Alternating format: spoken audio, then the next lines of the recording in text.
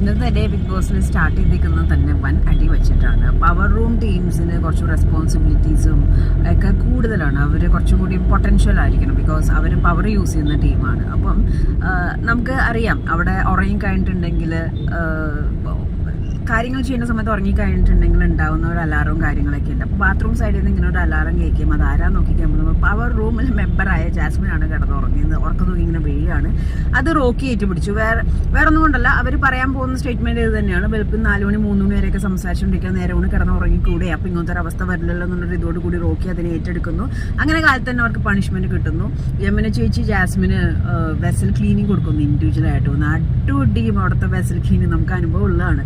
So എല്ലാവരും തന്നെ ഏറ്റുപിടിക്കുന്നുണ്ട്. കാരണം വേറെ ഒന്നും കൊണ്ടല്ല, ഇവരുടെ കോമ്പൗണ്ട് കണ്ടസ്റ്റൻസിന് തന്നെ ഭയങ്കര ദേഷ്യമാണ്. ആൻഡ് ഇവർക്ക് അറിയാവുന്ന കാര്യമാണ്, കിടന്നുറങ്ങിക്കൂടെ, രാത്രി കിടന്ന് സംസാരിക്കുന്ന നേരം കൊണ്ട് എന്നുള്ള രീതിയിലാണ് കാര്യങ്ങൾ പോയത്. ഇപ്പോൾ ജാസ്മിന് വെസൽ ക്ലീനിങ് പണി